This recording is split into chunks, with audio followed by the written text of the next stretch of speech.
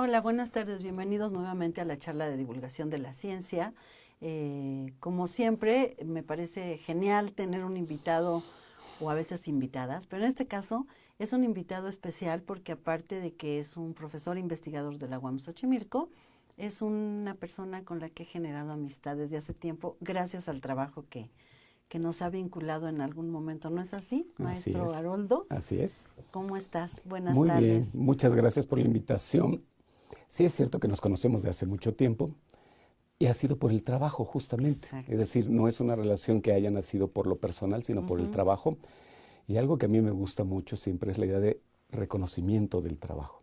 No solo es exacto. el trabajo per se, sino que reconozcamos lo que hacemos en la Ujú, institución y que le demos un valor. sí. Y casi siempre es un valor positivo, ¿no? Ajá. Entonces sí, sí me da mucho gusto Y eso ha estar. sido muy, muy lindo desde que conocí tu trabajo, pero bueno, antes de que le dé el micrófono al maestro Haroldo, quiero presentarte. ¿Cuál ha sido Adelante. tu formación? El maestro Francisco Haroldo Alfaro, él es arquitecto por la UAM Xochimilco. También tiene una maestría en la Escuela Nacional de Conservación, Restauración y Museografía, el ENCRIM, en restauración arquitectónica. También tiene una especialidad en el Centro Internacional de Estudios para la Conservación y Restauración de Bienes Culturales, ICROM, en Roma, Italia. Ay, qué rico haber ido allá a estudiar, Sí. sobre todo por el tema Pues es lo que de te va los moviendo en el monumentos tiempo, así es. patrimoniales, sí. Y también ha sido reconocido con premios como la Medalla de Plata por investigación en la Bienal de Arquitectura Mexicana de la Facultad de La Federación la de Federación Colegios de de Colegios de Arquitectos de la Arquitectos. República Mexicana, sí. ¡Wow! Y el premio Francisco de la Maza, que es muy importante, por investigación en el campo de la conservación del patrimonio urbano y arquitectónico de Lina. Pero además, déjenme decirle que yo lo conocí cuando sacaron su primer libro sobre la reutilización de los espacios cinematográficos, que me cautivó verdaderamente porque hicieron un video, hicieron el libro, ese libro se agotó, ese libro se vendió muchísimo, recibieron un premio, dieron pláticas y a mí me cautivó porque siempre me ha gustado el cine, pero conocer el recinto que en el cual se proyectaban las películas y cómo fueron cambiando y en qué se han transformado a lo largo del tiempo después de que la tecnología cambió estas salas por multisalas o se abandonaron por ver el cine en la casa con las videocaseteras en beta o en VHS. A lo mejor quien nos escucha ya no sabe ni lo que son esos formatos, pero esto hizo que se desplazaran y bueno, la gente reutilizó estos recintos que eran majestuosos y el maestro Haroldo junto con el doctor Ochoa empezaron a hacer una investigación al respecto, pero esto era producto ya de un trabajo previo que Ujú. había hecho sobre restauración y la conservación y la observación de este campo. Pues bienvenido, gracias por aceptar la charla. Yo sé que tienes muchas ocupaciones porque olvidé señalar que recientemente ocupé el cargo de director de la División de Ciencias y Artes para el Diseño aquí en la UAM Xochimilco, lo que implica que sí es un privilegio que hayas podido darnos tiempo para que estemos aquí charlando un rato. Muchas gracias. Muchísimas gracias, Bienvenido. muchas gracias. Oye, Pero, perdón, ¿puedo, sí, puedo dime, comentar dime. algo Claro, rápido? claro. Yo creo que después de esta introducción ya podemos pasar a las preguntas. Sí. Ya el tema fue desarrollado plenamente, entonces pasemos a las No, preguntas. bueno, lo que te quiero preguntar es, cuando tú entraste a estudiar a la UAM, Xochimilco, ¿cómo es que de repente decides orientarte hacia este campo del patrimonio? Podías haber hecho casas de interés social, podías haber visto arquitectura para hospitales, edificios majestuosos, pero ¿qué pasa en tu transcurrir en la licenciatura para que tú empieces a orientar tu gusto, tu inquietud hacia este ámbito de los monumentos antiguos que se reutilizan? Fíjate que es una cuestión curiosa en todo caso. Bueno, gracias por la invitación. Es una charla que nos debemos desde hace mucho tiempo. Mucho. Se ha venido posponiendo al paso del Sí. tiempo, pero no es ni la primera y espero que no sea la última. Tú Ujú. hablabas de videos, uno de ellos lo hiciste tú, Hace hicimos una tiempo. entrevista aquí justamente. Ujú. Eh, ¿Cómo es que nos vamos involucrando en estas cosas? Y yo creo que tiene mucho que ver con el interés que generamos con respecto a ciertos temas que paulatinamente van cayendo en nosotros y que van cayendo y nos van dejando un sabor especial, voy a decirlo así, nos van dejando Ujú. un gusto. Y ese gusto tiene que ver un poco con esa perspectiva de, mira, esto no lo he visto. Mira qué interesante es. Y en ese sentido, yo creo que eso pudo haber sucedido o sucedió solo y solo gracias a la UAM Xochimilco. No pudo haber sucedido de otra manera, por una razón muy simple. Soy quizás de las primeras generaciones de esta universidad y de esta unidad. No soy la primera, por fortuna, si no tendría muchas canas. Pero al menos de diseño sí. Pero de diseño de las primeras. Y en ese sentido, uno fue descubriendo un proceso formativo en donde cuando uno es joven elige una licenciatura que estudiar con una expectativa de vida supuesta. Es como una hipótesis de vida, ¿no? Sin embargo, ya en el proceso formativo te vas dando cuenta que hay cosas que a lo mejor no te llenan o que eventualmente hay cosas que descubres como novedosas. Lo que yo descubrí en la universidad, no solo esta idea de el sistema modular, el trabajo en cooperación, la construcción del conocimiento, la necesidad de la investigación y demás, sino que en cada uno de los ejercicios modulares nos vinculábamos con una condición casi siempre tangible, sensible por la realidad, ¿no? Y esta universidad, en un momento, y la licenciatura en arquitectura en particular, en algún momento tenía como problemática atender edificios ya construidos, es decir, edificios preexistentes. ¿Con qué sentido? Pensar que podíamos hacer proyectos ahí, no solo proyectar edificios nuevos, sino pensar que podíamos hacer un ejercicio de recuperación de espacios. Ese ejercicio a mí me tocó por ahí del 10º módulo de la licenciatura y trabajé en el centro de la ciudad, por la zona de la Santísima Trinidad, muy cerca de la Merced. Todo un descubrimiento. Sí. Pero todo un descubrimiento, toda una apertura. Y no porque yo no conociera el centro, me acostumbraba a ir al centro los fines de semana a caminar. Sí. Pero una cosa es ir a caminar y conocer, y otra cosa es trabajar. Trabajamos en una antigua casona que se convirtió en vecindad. Y ahí hicimos el proyecto en módulo 10. Yo no sé académicamente que también lo hice. Yo en este momento sería así como muy juicioso y a lo mejor muy crítico. Pero eso no es lo que me dejó. El ejercicio per se no fue lo que me dejó, sino esta experiencia de trabajar ahí. Al tiempo descubrí por qué razón. El programa de arquitectura, el programa primero que se aprobó, no fue cuando iniciamos nosotros, sino que se aprobó después, en el 78. Y en ese programa de arquitectura se establecía que había necesidades que eran emergentes en el país y que algunas de estas necesidades emergentes tendrían que ser integradas a áreas de conocimiento como formación emergente también. De ahí que se pensó que había que empezar a suponer que la arquitectura del pasado se va acumulando y no siempre tiene un buen destino. Sí. No siempre tiene un buen uso o, en el peor de los casos, desaparece. Sí. Se elimina. Pues al fin ya está vieja, ¿no? Ya está vieja, nadie la cuida, no se atiende. Hay que demolerla porque hay que ser nuevos, hay que ser novedosos, ¿no? Hay que ser modernos. Eso me llamó mucho la atención, pero lo descubrí después porque ninguna licenciatura en México de arquitectura tocaba los temas así como lo hacía la universidad, como lo hacía nuestra universidad. Entonces fue novedoso para nosotros como formación, pero estaba siendo novedoso para la época porque estos temas estaban en el campo de la gente muy especializada y en el mejor de los casos en incipientes cursos de posgrado. Pero que en una licenciatura se tocara, no era común para la época, y esa es la huella que empezó a dejar en nosotros en esas primeras generaciones. Habiendo yo trabajado en el centro y además queriendo el centro de la Ciudad de México como lo quiero, eso para mí fue maravilloso. De tal manera que cuando yo terminé la licenciatura, lo primero que yo pensé es, yo quiero trabajar en eso. O sea, yo quiero trabajar esos temas. Un profesor de esta universidad, de estos profesores que van y vienen porque son temporales, pero tienen cierta capacidad, Javier Villalobos, yo no lo conocía, daba clases en la tarde, un profesor matutino, Rodolfo Santamaría, me dijo, ¿por qué no platicas con él y a ver qué te propones, si estudias, si continúas tus estudios y demás? Y en la plática me dijo, ¿sabes qué? Ahorita conozco a una persona que se está haciendo cargo de un área de monumentos en el estado de Tlaxcala. A lo mejor valdría la pena que vayas a tocarle la puerta y a ver qué sucede.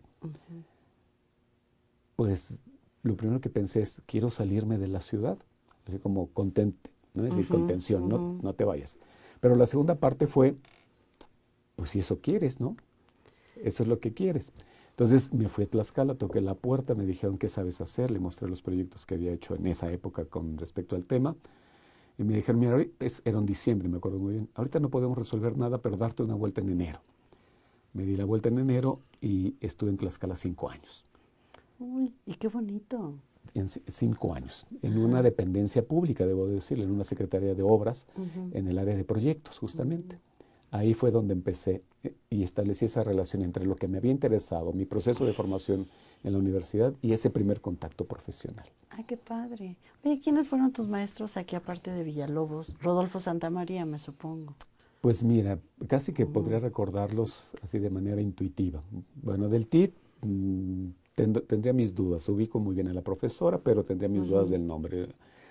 En el segundo trimestre estuvo Tere del Pando, Del fue color. la coordinadora, TD1. En TD2 regresé con la profesora del TID. Ah, mira, era de diseño. Era de diseño. El cuarto estuve con Clio Capitanacci. Uy, En quinto, con Carlos Marner. estás hablando de De la los prehistoria. fundadores de la división. En sexto estuve con una especie de triada de Horacio Sánchez, pero acompañado sustantivamente de Tania Larrauri, Gladys Sirven, 2 trimestres, 7 y 8. Luego estuve con Pepe Osejo, Uy, el que era director cuando yo entré. que en aquel momento era coordinador de arquitectura. Después, el siguiente fue un profesor que se llamaba Joaquín Jiménez, que ya no lo ubico, ¿no? Cuando yo regresé para trabajar ya no lo ubiqué. En décimo, Mariano Benito Araluce. Uy, Y en 11 y 12, Rodolfo Santamaría. Digo esos nombres, pero obviamente eran equipos de trabajo. sí, eran equipos. Hay profesores que todavía están aquí. José Luis Jiménez aquí anda. fue de mis profesores en cuarto módulo, por ejemplo, ¿no? Esa fue la generación de profesores que me tocó en esa edad de formación. Ah, qué padre. Oye, y entonces te vas, ¿cómo decides de estar trabajando en Tlaxcala como arquitecto, investigador en este ámbito de los edificios que son patrimonio? ¿Cómo de repente decides que sí necesitas hacer una maestría en esto? Mira, no te contaré las vicisitudes en el trabajo de 5 años, simplemente que yo llego a esta oficina de monumentos, que eventualmente no continúa o sale de esa secretaría y se va a otro lado, y me quedo en la dirección de proyectos, ¿no? Es decir, como un arquitecto proyectista. Sin embargo, como el jefe que tenía en ese momento sabía las razones por las cuales yo había llegado a Tlaxcala, me dijo, bueno, pues ¿sabes qué? Esta primera actividad que vamos a hacer, te necesito que vayas a tal lugar. Tepeyanco en Tlaxcala, convento del siglo XVI franciscano. Están haciendo trabajos de restauración y yo tengo que ir a hacer como una especie de supervisión, registro de los trabajos. Recién egresado, ¿no? Sí. Pero uno no sabe decir que no. Pero además es por lo que está uno ahí, ¿no? Claro. Es decir, Qué padre. ¿qué te puedo decir? Un maestro, es una pena que yo olvide los nombres de repente, el maestro de obras, no tanto la gente que supervisaba por parte de Lina, sino el maestro de obras fue una persona de la cual aprendí muchísimo. Primero de trabajo. Era un señor que tenía su ayudante, era un maestro de obras. El primer trabajo que yo vi y que llegué a participar en el registro fue la inyección en grietas de la bóveda del templo. Inyectar en las grietas quiere decir meter una mezcla para sellar las oquedades que se fueron provocando en el tiempo. Este maestro de obras iba armando los andamios, 16 metros hacia arriba. Su ayudante le amarraba los tubos y él los jalaba, solito. Y él acomodaba y demás. Y uno detrás, ¿no? Con la cámara, con alguna libreta y platicando con él y registrando, limpiar la grieta, quitar todo material que sea residuo, sopletearle un poco, empezar a rellenar con rajueleo, un rejunteo, sellar superficialmente dejando los registros. Arriba una tina removedora para que la mezcla fluyera, por gravedad bajaba y iba a llenar. Todo un estudio de intervención en trabajos de supervisión, ¿no? Eso fue, y así como eso se fue derivando a muchos otros proyectos, remodelación de plazas, por ejemplo, en poblaciones del estado, que era muy interesante porque uno hacía el proyecto, pero siendo de la Secretaría de Obras había que ir a hacer la supervisión del proyecto. Nuestros proyectos no eran precisamente proyectos ejecutivos acabados hasta lo último, sino las ideas generales bien elaboradas, geometría, materiales, dimensiones, y en el lugar resolviendo cosas ya puntuales, ¿no? Casas de cultura en viejas casonas, algunos edificios peculiares de recuperación para hacer un archivo histórico, una casona vinculada con meter ahí a la Cámara de Diputados local. Es decir, estos proyectos se van acumulando. Te comento que inclusive termina siendo diseño de una escalera de madera en la zona arqueológica de Cacaxtla, ¿no? Esos eran los trabajos que uno hacía. Entonces, en realidad el proceso de aprendizaje estaba ahí. Claro. El trabajo cotidiano te daba esa información. Sin embargo, en algún momento pensé que era necesario tener una fundamentación teórica más sólida. Y por eso pensé que tenía que estudiar ya de una manera mucho más detallada y profunda estos temas del patrimonio, su conservación y su restauración. Digamos, ese fue el camino, ¿no? Y te vas a la INCRIM y ahí descubres, ¿ya tenía mucho tiempo la escuela? La maestría debe ser como del 72 más o menos, ¿no? Las primeras generaciones que se estabilizan bajo ese esquema de una escuela, porque además la Escuela de Restauración es un centro de formación que estuvo apoyado desde la UNESCO, que se apoyó a algunos lugares en América Latina y uno de esos lugares fue México. Creo que el otro andaba por Perú, si no mal recuerdo. Y eso significó, de alguna manera, que tenían además un apoyo en ese sentido. Entonces era el INA más estos apoyos. Entonces cuando yo ingreso, ya habían salido algunas generaciones, ¿no? Es decir, si te estoy hablando del 72, yo ingreso a esa maestría en el 89. Entonces ya había pasado tiempo, pero pues te podría decir lo mismo con respecto a los profesores que estuvieron aquí. El día que le hicimos el homenaje a Alberto González Pozo, hice un poco ese recorrido de qué profesores tuvimos ahí, que todos fueron reconocidos. Es decir, Carlos Flores Marini, que es el mexicano que firma la Carta de Venecia en 1964 como mexicano partícipe, ¿no? El propio Salvador Díaz Berrio, Alberto González Pozo. Es decir, gente también que tenía una condición formativa y de experiencia en ámbitos diversos que nutrían ese proceso formativo. Pero un poco lo que me gustaría que no se perdiera es este hilo de, esto viene desde la universidad. Exacto. O sea, nació ahí y uno va buscando estos caminos alternativos. Tú decías o preguntabas hace un rato, bueno, una cuestión es el trabajo, hay que ir a hacerlo, pero otra parte del trabajo es la investigación y la documentación y que de las cosas quede memoria, quede un registro. Y eso me gustó también. Es decir, no solo que se hicieran las cosas, sino que quedaran documentos que permitieran guardar memoria de estos hechos. Algo que se me traspapeló en el material que te traje, era un pequeño catálogo de una intervención en una casa del centro de la ciudad, en la calle de San Ildefonso, que fue justamente porque se hizo cuando yo estaba en Tlaxcala, se hizo como la sede de Tlaxcala en la Ciudad de México. Cierto. Cuando el argumento era el presidente despacha en Los Pinos, la representación estatal está a 2 cuadras de Los Pinos, ¿no? Es decir, se va a acordar cosas, el representante o el gobernador o gobernadora en el caso, tiene pues dónde tenía llevar. se hizo una memoria de esto, ¿no? Entonces, eso me pareció importante, que no solo se hicieran las cosas, sino que fueran quedando documentos que guardaran esa memoria. Así como la memoria que queda en los edificios que una vez hicieron y que te cuentan algo de la historia del lugar, ¿no? Porque en ese sentido yo descubrí algo, no digo que yo fundamente teóricamente esto como mío, pero la reutilización, que es un poco del tema que yo propuse, creo que tiene por lo menos 3 énfasis o 3 ejes fundamentales que no deberíamos perder de vista. Primero, todos los espacios construidos tienen una vocación social.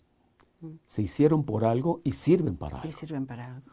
Entonces, la vocación social del espacio arquitectónico, pero no solo, también del urbano, tiene una razón de ser desde el ámbito social. Hay un valor económico.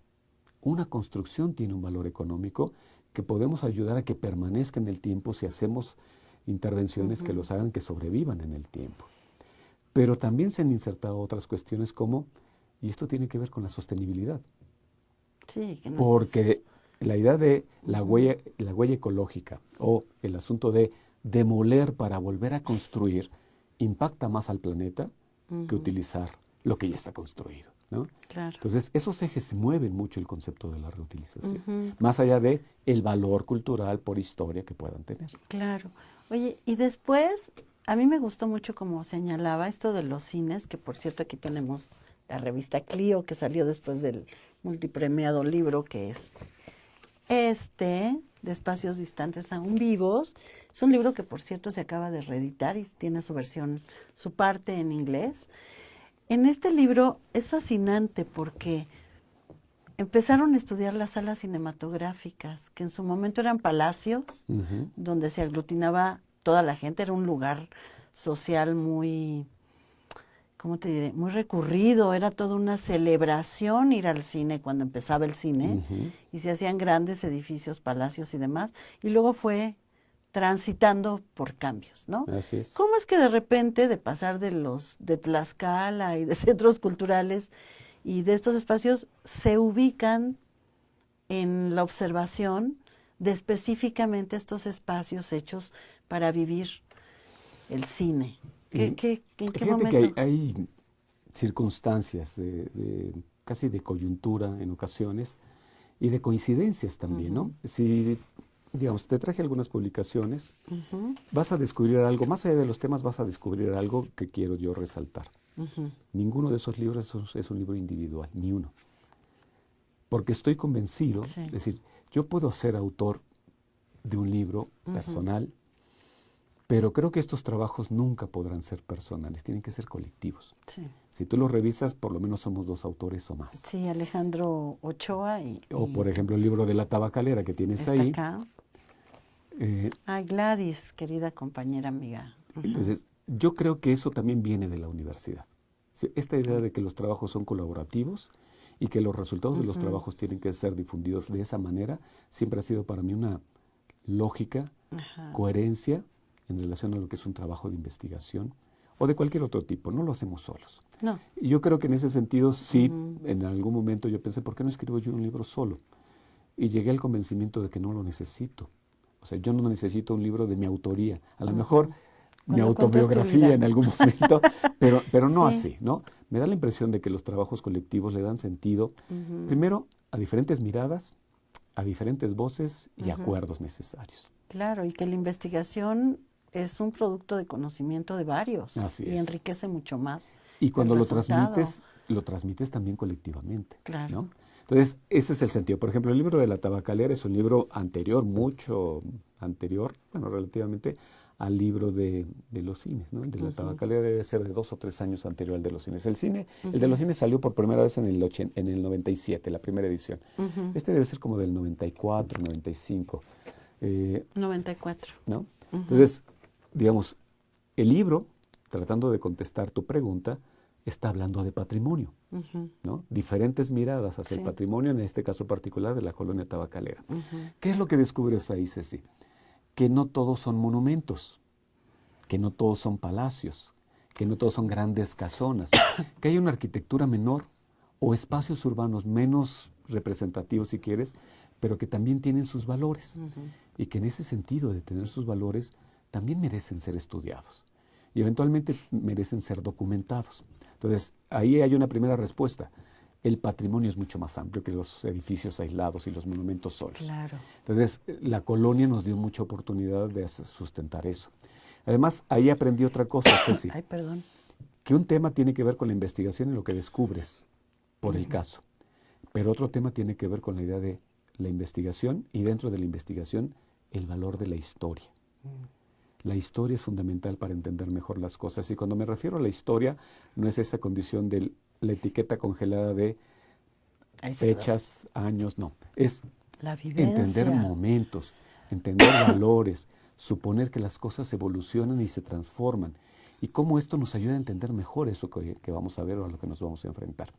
La colonia tabacalera fue muy rica en ese sentido porque nos dio la oportunidad justamente de encontrarnos con una dinámica en donde lo urbano, lo social, lo político, lo económico, lo arquitectónico, todo se vinculaba. Reconocer un proyecto urbano de la ciudad es reconocer un proyecto político o un proyecto económico. Un Entonces, momento. en ese sentido, la perspectiva de la tabacalera dio esa oportunidad. ¿Qué pasa con los cines, por ejemplo? Es decir, porque es esa transición no muy lejana. Puedo plantearlo como anécdota, pero vale la pena comentarlo, aunque quizás lo he comentado en otros foros. Este proyecto de investigación nació de una huelga. Fíjate. Nació de una huelga por una condición muy simple. Habíamos tenido, bueno, sabemos que la universidad ha tenido una condición periódica de huelgas por razones diversas y bueno, enfrentamos esa vida a partir de lo que puede significar ese momento. Pero después de haber vivido una huelga muy peculiar en el 92, cuando se nos presentó la huelga del 94, Alejandro Ochoa y quien habla, habíamos empezado a tener algún contacto en nuestras actividades académicas. Había empezado yo a colaborar a invitación de él en algo que él había planteado en un principio que se llamaban Jornadas de Cultura y Arquitectura de algún lugar del país. Empezamos a colaborar de manera directa en el 92 con un tema de Oaxaca. Y en la huelga del 94, por alguna razón muy peculiar, decidimos sentarnos a platicar, supongo de todo, ¿no? De la huelga, del impacto, ¿no? En un restaurante cuyo nombre no me acuerdo. No, sí me acuerdo. Pero es muy conocido. Pero es muy conocido. Nos sentamos a platicar. Y un poco la idea de esa plática fue, ¿qué podemos hacer en conjunto? Y en ese ¿qué podemos hacer en conjunto? Se presentó una condición muy peculiar. Apareció en nuestra plática un calendario de la Cineteca Nacional, que había salido, si no mal recuerdo, en el 92, en donde los meses estaban representados por salas de cine. O sea, eran fotos de cines. Y la charla derivó un poco en la idea de nuestra memoria de los cines, nuestra memoria, es decir, lo que nosotros recordábamos de los cines. Tú decías hace un rato que hablamos de ciertos temas y algunas generaciones jóvenes no sabrán de qué hablamos, ¿no? Pero para nosotros hablar de los cines en ese momento fue hablar no solo de que todavía existían, sino que era parte de nuestra memoria de vida. Porque muchas de estas viejas salas a las que tú hacías referencia habían sido espacios de nosotros, habían sido espacios de nuestra infancia. Entonces los conocíamos, habíamos estado en ellos. Y lo que discutimos en ese momento es que de la cinematografía en general, pero particularmente de la cinematografía mexicana, se habían dicho ya muchas cosas. De la época de oro, de las grandes estrellas, de los directores, de la gran fotografía. Pero no se hablaba de las salas. En ningún lugar se mencionaba a los cines. Y ya no digo de los cines, de los estudios como espacios tampoco. Se hablaba de lo que sucedía ahí, pero no de los espacios. Y algo que descubrimos en ese momento, por la información que teníamos, es que cuando se hablaba de algún cine en algún libro, era porque se refería más bien al autor, ¿no? Este autor ha hecho estas cosas y en algún momento hizo un cine.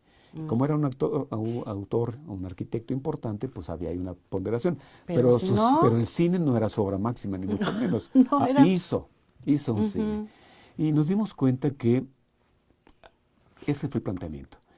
Había que cubrir una parte de la historia que no estaba documentada. Que teníamos una ventaja porque conocíamos de vida esos espacios. No todos, pero los conocíamos de vida y sabíamos lo que había significado esta idea de ir al cine. No es ir al cine de hoy. Ir al cine en los años 50, 60, y estoy hablando ya de generaciones que pueden entender lo que yo estoy diciendo y no más antiguas, pero también en esta perspectiva de lo que significaba ir al cine. Y era, sí lo debo decir en mi caso particular, era como un festejo, era como un día especial. Lo máximo. Porque ese día era tan especial que eventualmente no era solo ir al cine. No. A lo mejor en ese momento el papá había juntado dinero y además iba a pasar, íbamos a comprarle zapatos al niño, ¿no? O a los niños. O que a lo mejor por primera vez en mucho tiempo íbamos a ir a comer a un lugar fuera. No importaba qué lugar. La fonda de la esquina, comíamos fuera. Entonces ir al cine era todo, no solo un protocolo, porque además a veces había que vestirse más formalmente, no los niños, pero había que vestirse más formalmente, pero era toda una condición de ir al cine, era una expresión social. No era ver la película solamente. O sea, hoy ir al cine es ir a ver una película o otras cosas. Pero ir al cine en aquel momento era así como una condición familiar o social. Claro, generaciones de otro tipo o personas de otros momentos, pues el cine era ir con la novia, por ejemplo, ¿no? O ir con los amigos saliendo de la escuela. Eran muchas cosas en ese sentido. Entonces, era una experiencia. Y lo que nosotros definíamos ahí es que esa experiencia no estaba documentada. Y que la mejor manera de documentarla no es desde el hecho social, sino desde el hecho espacial, era hablar de los edificios. Y entonces nos pusimos en una búsqueda ardua de la historia de los edificios, y como lo que te decía hace un rato es cierto, como historia no encontrábamos nada. Pero podíamos encontrar historias de los lugares. Y me refiero a los lugares urbanos o arquitectónicos, o los lugares de encuentro, ¿no? Entonces, eso nos empezó a ayudar a darle sentido. Hablamos desde la perspectiva de los arquitectos, porque esa fue nuestra intención, Sí. pero descubrimos una cosa, que como arquitectos podíamos hablar de la arquitectura, pero a partir de que le poníamos una narrativa, mucha gente se identificaba. Sí, sí. Ese fue el impacto de la primera edición del libro, porque el libro traía textos que tenían que ver con la investigación, la documentación, pero además traía fotos. Sí, no fue Y evocador. entonces las fotos fueron como una especie de moción, de movimiento al recuerdo, a la memoria de tanta gente, que finalmente a lo mejor leía entre líneas lo que nosotros habíamos escrito, pero la imagen le decía más. Exacto. La foto le decía más. Recordaban cuando, que iban con el abuelito y cuando vieron por primera vez el cine o cuando se daba en las calles. Fue Todo. como... Todo. Entonces, no voy a decir que no esperábamos un impacto, pero en realidad nuestro impacto o la perspectiva del trabajo era documentar, pero no era quedarnos en una especie de historia sino promover que el carácter de estos espacios pudiera permanecer y se interviniera para reutilizarlos. Claro. Es decir, que no se demolieran. De hecho, un capítulo del libro lo dedicamos a en qué podemos usar estos espacios. Y la condición fundamental es, entendemos que probablemente como cines ya no funcionan, ¿no? Signo de los tiempos. Sí. Pero pueden funcionar para otras cosas. Busquemos qué alternativas tenemos para que funcionen. Y ahí empezamos un poco a ponderar que sea social, Sí. que las actividades sean de encuentro social, que resuelvan algunas necesidades de equipamientos en la ciudad. Ese fue el motivo y eso que es lo que podrán encontrar en ese capítulo en particular. En ese momento sucedió, cuando estábamos en esta estructura de investigación y de escritura de los textos, sucedió, por ejemplo, que se pusieron a la venta muchos medios de comunicación, incluyendo televisión, y muchas salas cinematográficas que estaban en Kotza en aquel momento. Y eso fue así como un golpe contundente porque fueron vendidos y quienes recibieron los productos comprados no le entendieron ningún valor. No. Y los empezaron a convertir en la idea de reutilización. Pongo un caso concreto que fue el más constante. En tienda de electrodomésticos amarillos. Sí. ¿No? El cine perdió toda su noción. No solo porque desapareció todo su interior, sino porque perdió esta condición de encuentro social. No porque en una tienda no se dé un encuentro social, pero el motivo es otro. Compras y te sales. Y en ese sentido fue una lógica que dijimos, llegamos tarde, ¿no? Porque estábamos en este proceso. Pero dijimos, pero todavía hay ejemplos, todavía hay casos sobre los cuales podemos movernos. El primer cine así sólido, el cine Olimpia, todavía está ahí. Están los grandes edificios que hablabas tú como palacios, el cine ópera, ¿no? Sí, ay, qué cosa Había más los cines modernos como el París o el Latino, el Chapultepec, el Diana. Chapultepec, y paulatinamente los vimos desaparecer. Sí, es que eran gigantescos, qué cosa más bella. 2,000, 3,000, Manacar. 4,000, 5,000, 6,000. El Florida tenía 7,200 butacas. Digamos, un universo ahí, una ciudad que había. Era ¿no? Una ciudad sí. pequeña que había allá adentro. Ajá. Eran espacios generosos en ese sentido, pero justamente su generosidad de época fue un elemento negativo para su permanencia. Muy grandes. Sí. Mantenerlos muy difícil. La asistencia al Llenarlos. cine era compleja. Algunos de ellos empezaron a subdividirse. 2 salas, 3 salas, 5 salas, 7 salas, metiendo cualquier cosa para tener la posibilidad de sacar provecho del gran espacio. Tuvieron un periodo de vida más o menos hasta que llegó el impacto de las multisalas, así como multisalas, los complejos multiplex, ¿no? Cinemark fue el primero, pero a partir de ahí muchos. Ya había habido complejos multiplex. Seguramente tú te recuerdas, en Plaza Universidad estaban los multicinemas. El Dorado 70 y los multicinemas. ¿No? Ahí fui a la secundaria a ver la Guerra de las Galaxias. ya había un poco ese concepto, ¿cierto? Entonces, pero aquí ya fue una condición de mercadotecnia impresionante y las salas ya no pudieron confrontarse con eso, ¿no? No había forma de retar un proceso de ese tipo. Algunas salas trataron de mantenerlo, vale la pena decir que algunas todavía sobreviven ahí. El Cine Río. El Cine Teresa el todavía Cine está. Venus, ¿no? ¿Ya no? Aún el cine, bueno, Venus Río, Savoy, que tienen esto que se llama películas 3X. Sí. Esas películas 3X Pecaminosas. tienen un impacto en ciertos sectores sociales que hace que se mantenga la asistencia a esas salas. Pero es como una asistencia clandestina, más o menos. Sí, no ¿no? se anuncian mucho. ¿No? Pero los cines que eran más de esa estructura digamos, más universal y programaciones más diversas, no subsistieron. Me decías del Teresa, sí, la fachada del Teresa ahí está. Allí está. Pero fue demolido todo su interior Ajá. e hicieron una plaza comercial. Fíjate, yo en Dejaron el la primer crujía. Sí, yo en el 83 fui al Cine Teresa a ver El Exorcista. Ya se había estrenado muchos años antes, pero yo no tenía el valor para verla.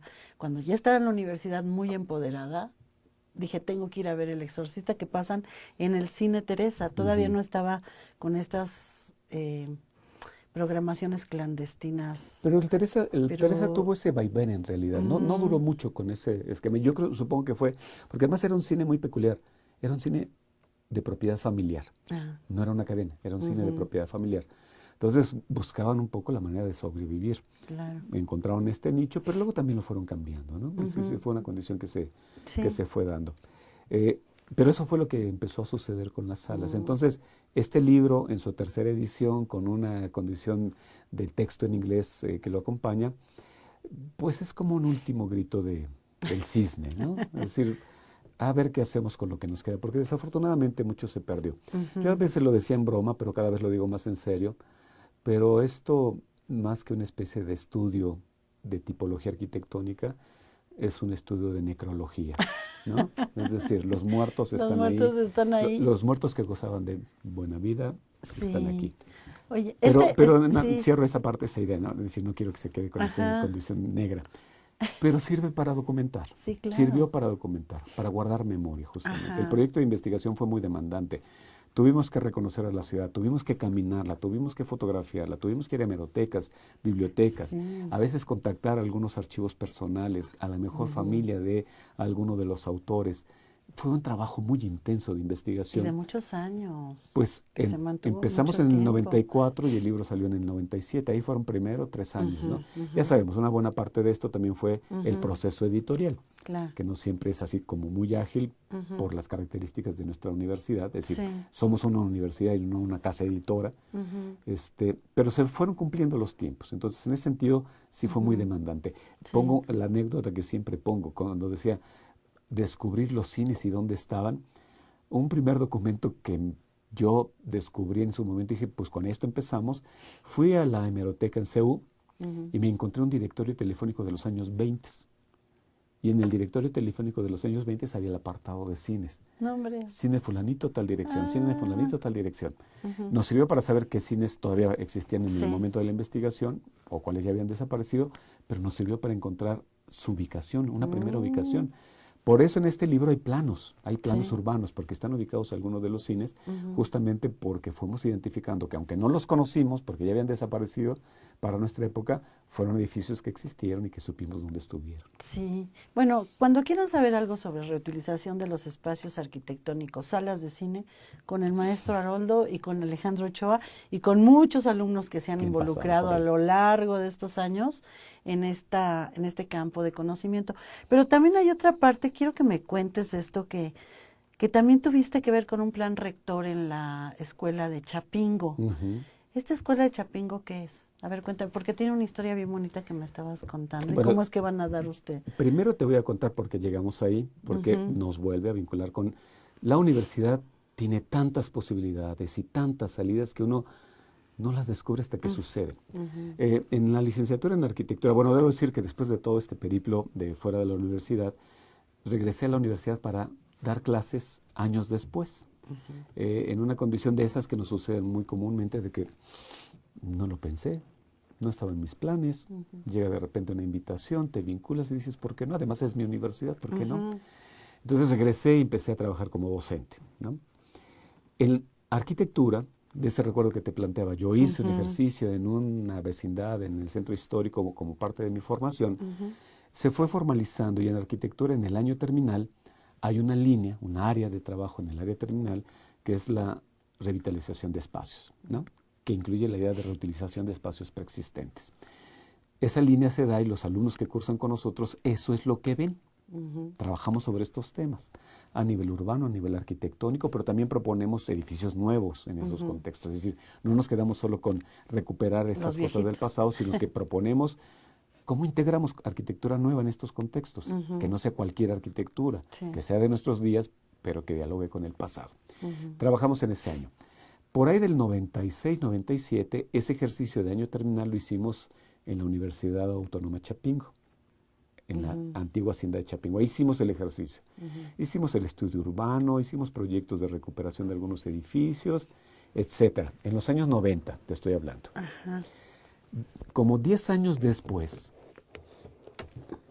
recibo una llamada telefónica. En ese momento todavía era yo coordinador de la licenciatura de arquitectura. Recibo la llamada telefónica buscando a un profesor, Francisco Haroldo Alfaro Salazar, de la Universidad de Chapingo. Ya la persona que me buscaba, reconociéndome, dice, soy yo, ¿no? Esta persona era una oficina muy peculiar porque se dedicaba a bienes patrimoniales. Ya sabes lo que significa esto. Sí. Las propiedades de la institución, cómo están distribuidas, la administración y demás. Pero había, dentro de esa vinculación con la universidad, alguien que había descubierto una cosa, que cuando nosotros fuimos, les dejamos a ellos todo lo que hicimos. Carpetas, láminas, todo el proceso de formación de esos estudiantes se quedó ahí. Fíjate.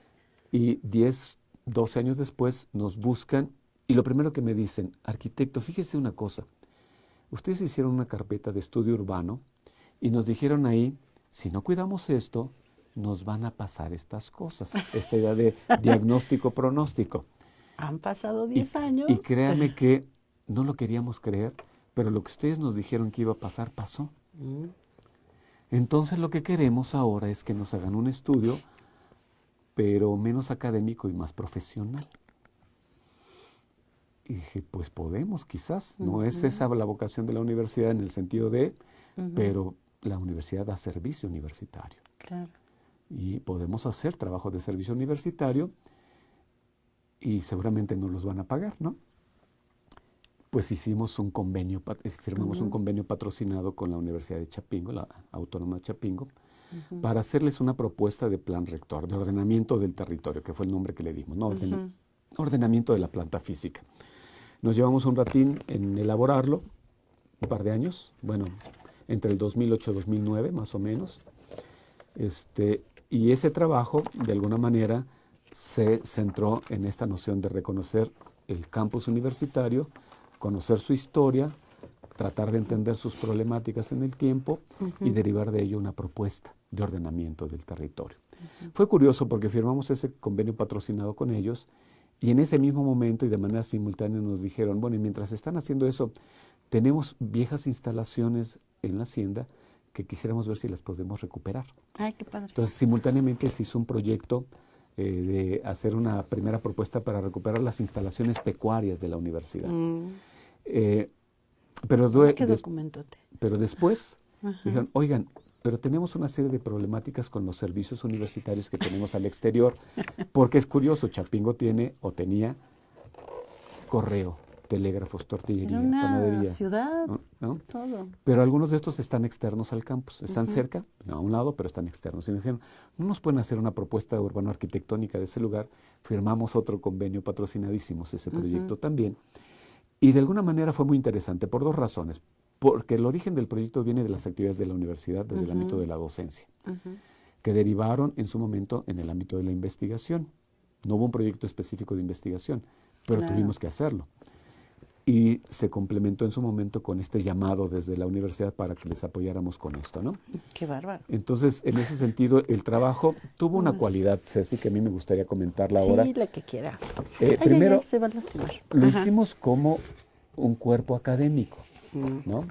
El cuerpo académico, nuestro cuerpo académico, que es digamos, un área de investigación interdepartamental, hay gente de los 4 departamentos de la división, nos vinculamos con el proyecto, ¿no? Entonces nos llamaron, podemos hacer este trabajo, nos vinculamos. Pero para hacerlo nos metimos en 2 dinámicas. Primero, buscar a egresados, aún recién egresados, no tenía nada que ver con Chapingo, a los cuales podíamos apoyar económicamente para que colaboraran con el proyecto.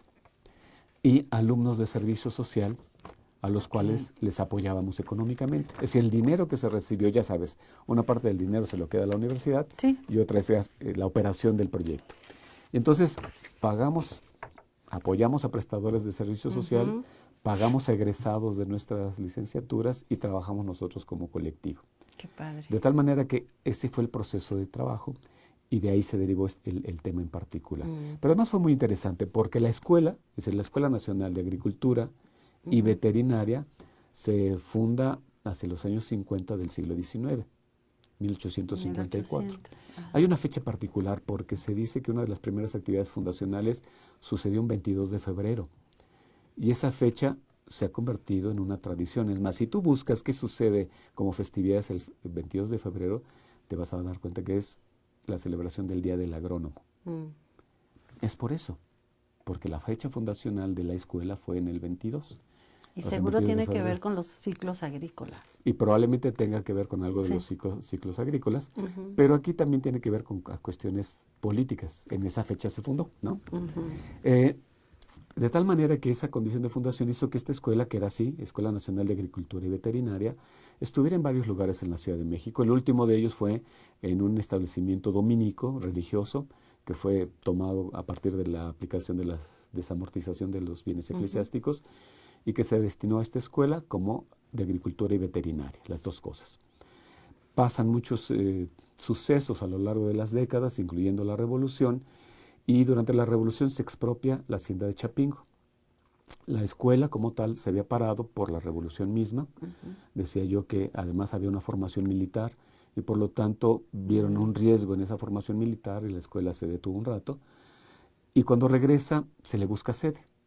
En San Jacinto se queda la Escuela Nacional Veterinaria y hacia Chapingo se mueve la Escuela Nacional de Agricultura. La veterinaria después es tomada por la UNAM. Y es una de sus facultades. La de Agricultura se queda en Chapingo, ya como nueva sede. ¿Y qué es lo que sucede ahí? Te comento rápidamente para no sé si tengamos tiempo. Tenemos como 10 minutos. Híjole. Pero podemos hacer otra charla para pero bueno, esta hacienda, entre muchos propietarios que tuvo, fue jesuita en su momento, tuvo propiedades privadas y terminó en las manos de gente de política, militar y político. Un presidente de México, Manuel González, que tuvo un periodo de 4 años y antes de él fue presidente Porfirio Díaz y después de él fue presidente Porfirio Díaz, ¿no? O sea, fue ahí. Y él en algún momento adquiere la hacienda de Chapingo, es su propiedad. Cuando él es propietario, por alguna extraña razón que solo sucede en la política mexicana, terminaba siendo gobernador de Guanajuato, pero mientras estaba acá. Hizo trabajos de remodelación. Se dice que contrató a Antonio Rivas Mercado para hacer la remodelación del casco de la hacienda. Pero obviamente, en su visión de momento, le invirtió a la hacienda. Metió un peine de ferrocarril a la hacienda. Y había una estación Chapingo del ferrocarril. Metió todos los insumos de producción que se podían como vanguardia de la época para estas haciendas. Entonces, era una hacienda medianamente equipada. Cuando se expropia, pues lo que se saca es ventaja de ese equipamiento que se tenía para pasar a este proceso de formación de gente vinculada con el campo. Chapingo tiene un lema que creo que en algún momento tendrá que cambiar, ¿no? El lema es enseñar la expropiación de la tierra y no del hombre. Sí, tiene que cambiar. La explotación de la tierra, ¿no? Porque de hecho ya cambió el concepto de los agrónomos. Entonces ya no podemos hablar de la explotación de la tierra. Pero bueno, ese fue el lema con el cual digamos, se formalizó. Y esta escuela se asentó ahí. Para los propios años 20, cuando se instala, se mete nuevos espacios. Se integra una biblioteca, que todavía está ahí el edificio. Se aprovechan muchas de las instalaciones de la hacienda, se meten dormitorios, comedores, etcétera. Y se construye la parte pecuaria, que aunque la había, no era la parte pecuaria para enseñar. Se instala para enseñar establo, caballeriza, porquerizas, gallineros, también había cultivo de iba a decir avispas, de abejas, para la miel y demás. Entonces se van construyendo instalaciones ex profeso para eso, ¿no? Estas instalaciones son historia de la escuela, o sea, sus primeras instalaciones, no la que heredan de la hacienda, sino sus primeras instalaciones. Recientemente hicimos un proyecto para proponer la recuperación de lo que nos resta ahorita, que es el establo y la caballeriza, ¿no? Si tú me preguntas, ¿todo esto se ha hecho? Lamento decir que no. Pero ya depende de la Están los proyectos. Y entonces, de nuevo, lo que comentaba hace un rato, si nuestros procesos de docencia, de investigación, de servicio universitario se vinculan con la preservación y difusión de la cultura, esto funciona como tal. Claro. Entonces los documentos existen. A lo mejor dentro de 20 años buscan otra vez al arquitecto y le dicen, oiga, ¿se acuerda del proyecto de ordenamiento? Ahí quedó. No lo hicimos, pero a lo mejor sucede. Pero va a suceder porque quedó documentado, ¿no? Entonces, esta idea de reutilizar el patrimonio nos mete en muchas variables. Reitero, esos 3 ejes. Tiene un valor social de ocupación, de utilización. Tiene un valor económico porque son metros cuadrados construidos. Tiene un impacto en conservar el medio ambiente. ¿Por qué negarnos la oportunidad de que esto suceda? Pero además, si formamos profesionales que entiendan eso cuando salen de la universidad y se enfrenten a estas realidades profesionales, sepan cómo deben actuar. Exacto. ¿No? Que reconozcan estos elementos. Entonces, se juntan estas cosas en un tema no como todo este. es construir cosas nuevas. No, yo diría que no es, digamos, es imposible contener eso, pero es mejor contenerlo a lo que es eminentemente necesario y aprovechar lo que ya está construido. Claro, y ante toda esta necesidad de lo sustentable, lo ecológico, viene muy al caso. Toda esta idea del desarrollo sostenible nos toca en ese tema, nos toca de manera clara. ¿Sabes qué me encantó? Bueno, todo me encanta de la investigación que has hecho. Esto que dijiste dejé el documento que hicieron en módulo, en ese lugar donde fueron a trabajar, ahí se quedó y se generó como un documento. Una de las cosas que a mí me ha preocupado mucho es de que entré a extensión universitaria y me tocó hacer todo este trabajo sobre Xochimilco y la vinculación, fue precisamente que a veces no se entrega lo que se hace. Aquí nos formamos en cada trimestre haciendo una investigación en algún sitio, con alguna comunidad, y muchas veces no se logra el compromiso de regresarle ese documento, por sencillo que sea, se construyó a partir del trabajo con la comunidad, con quien nos dio información, con nuestra investigación académica, y se queda como en que me pongan calificación, y ya. O a lo mejor se va a la biblioteca si tuviera un valor verdadero, fuerte. Pero regresarlo a la comunidad es algo que no necesariamente, quizá no es el caso de ustedes, pero yo que estuve trabajando 25 años sobre la comunidad de Xochimilco, ese era un reclamo que me hacían. Me dicen, vienen y preguntan que si tenemos la chinampa, que producimos, que bailamos, que comemos, las mayordomías, pero no sabemos qué pasó con esos alumnos. Fíjate que yo tengo ahí, por lo menos creo que comparto esa idea con la gente con la que he colaborado al paso del tiempo en esto, que nos obligamos a trabajar sobre hechos reales, ¿no? Cuando recibimos la invitación de Chapingo, dijimos sí. Es más, tengo que decirlo, Chapingo nos mandaba autobús para ir y nos regresaba, ¿no? Es decir, se comprometieron ellos con el trabajo. No solo porque se acordó hacer ese trabajo de módulo, que fueron 3 módulos ahí, ¿no? Sino porque tú entiendes que finalmente para nosotros eso es una oportunidad que no tendríamos si no hubiera disposición de quien nos invita o de quien nos recibe. Y en ese sentido, lo que siempre le decimos a los estudiantes, nos van a dar, tenemos que resarcir. ¿Con qué podemos resarcir? Pues con nuestro trabajo. No es el trabajo de nosotros como profesores, o no es el trabajo de ustedes como estudiantes, es el trabajo de la universidad. Y si nos comprometemos, porque nos van a dejar entrar, que nos dejen entrar a un lugar para medirlo, fotografiarlo, ¿eh? Y decirles, les vamos a entregar el levantamiento. Claro. Eso es lo que les vamos a entregar. Y el proyecto que hagamos, si les interesa, ahí está. Sí, ya ustedes lo tienen. Ustedes decidirán lo que hacen. A veces nos han pedido que si podemos continuar. No siempre podemos. No es fácil. Porque además, como estamos hablando del área terminal, son alumnos que se van. Y pues difícil retenerlos para que den continuidad, pero hay alumnos que sí se involucran en ese sentido. Pero algo que comentamos mucho, yo por lo menos sí hago un énfasis en ese sentido, es que nos vinculamos con sectores de sociedad muy diversa. A veces no es que nos los inventemos, pero escogemos un lugar y ahí conocemos a la gente. Pero hay veces, como en el caso de Chapingo, que nos invitaron y nos acercamos. Entonces, nos invitan porque se supone que sabemos. Sí saben. Pero nosotros no les resolvemos la vida. Tienen una necesidad y nosotros tenemos una posibilidad de proponer algo. Pero nosotros no somos salvadores del universo, no somos supermanes. Por lo tanto, tenemos que ser, igual que ellos, un ente social que entra en colaboración. Recibimos y damos. Claro. Nos benefician, pero beneficiamos con nuestro trabajo. Ujú. Y ahí quedan los nombres de los alumnos. Las carpetas Sí. va con el nombre del alumno, ahí queda. No es un anonimato o no es el Ujú. privilegio del profesor. Ahí quedan las Ujú. referencias de quiénes son los responsables de lo que hayamos propuesto. Claro.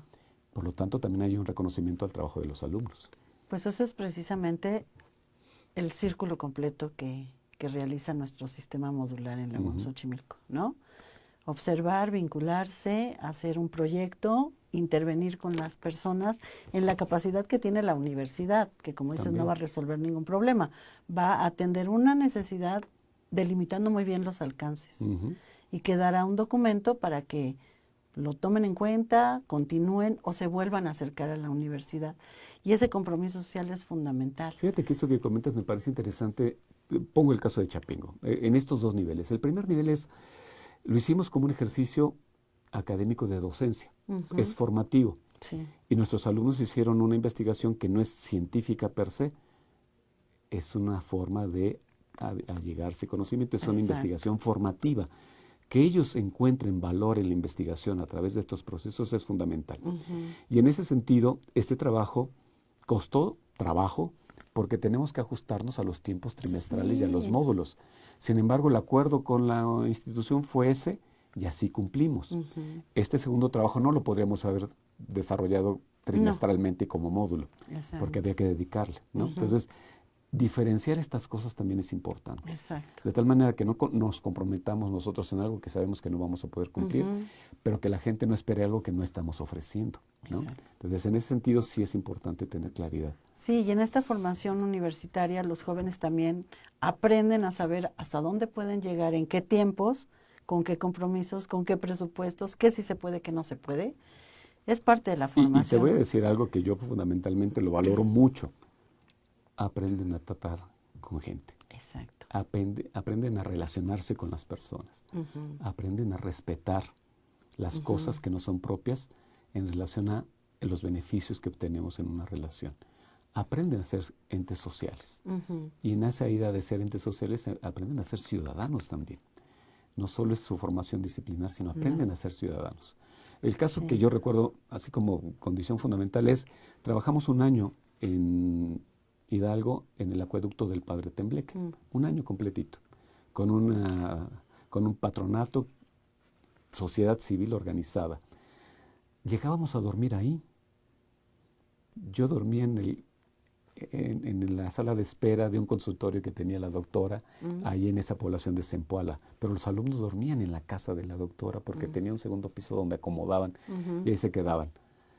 Nos podíamos quedar una semana trabajando de manera constante, ¿no? Aprendimos también, los alumnos también aprendieron a esa relación social que significa cómo nos comprometemos con sectores, de tal manera que entendamos que eso, y lo digo en el mejor de los sentidos, nos beneficiamos a ambas partes, ¿no? Sí. Que los alumnos vean eso. Exacto, eso que dicen, no solo la formación disciplinar, la formación para la vida, ¿no?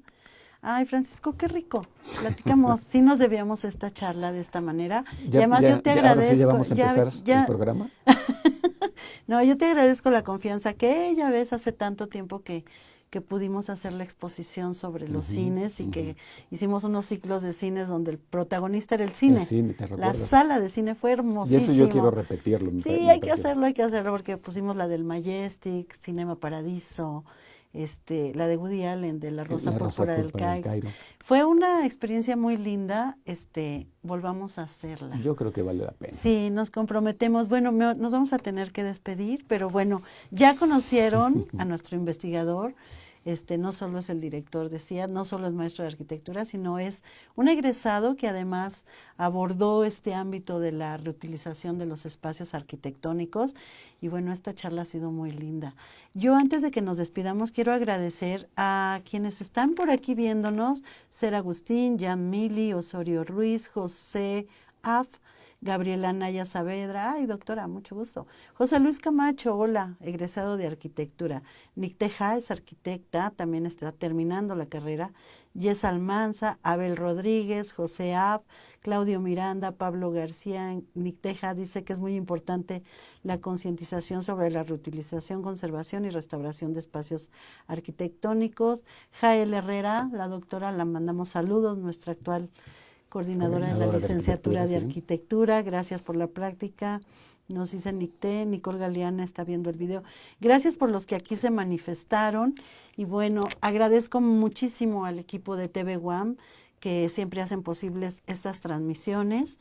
También a la doctora Marta Isabel Flores, quien es mi coordinadora de extensión universitaria, a la doctora Angélica Buendía, secretaria de la unidad, y por supuesto al arquitecto, doctor Javier Soria, quien es el rector de la Unidad Xochimilco y además también es especialista en esto de los espacios. Somos el mismo cuerpo Son del mismo cuerpo académico, que además fundaron la maestría. Tenemos una en maestría este ámbito, ¿no? En la utilización de que impulsaron desde hace tiempo y que ha generado muchos Estamos ya en en la octava generación ya. Ajá. Va a ingresar la octava generación. Felicidades, ya ha sido como un espacio muy bello para estudio, para investigación. Sí. Pues bueno, nuestro rector de la Unidad Xochimilco es de esta área de investigación. Algún día lo podremos entrevistar cuando tenga un poco de espacio, pero por lo pronto le mandamos un saludo y agradecemos la posibilidad de hacer estas charlas de divulgación de la ciencia. Muchísimas gracias. Nos vemos pronto, el martes, los espero. Vamos a tener un conversatorio sobre la crisis del sistema hídrico en México, especialmente en la Ciudad de México, con una conferencia magistral de la doctora Vera Candiani, que está en la Universidad de Princeton. Estará el doctor Barkin y el doctor Oscar Monroy, que forman parte de esta red de académicos que estudian la problemática del agua en toda la UAM. Entonces, un ciclo de 3 charlas alrededor de la crisis hídrica, que es un tema muy importante. Seguro que lo es. Sí, pues los espero el próximo martes a las 2 de la tarde y aquí nos vemos. Gracias, síganos y pónganos algún comentario en el video por si quieren hacer una pregunta. Se la hacemos llegar al doctor con todo gusto. Dice Gaby Anaya que felicidades y que invitado de lujo tuve. Sí, mira. Gracias Gaby, un saludo. Pues nos vemos pronto, buenas tardes. Gracias, buena tarde.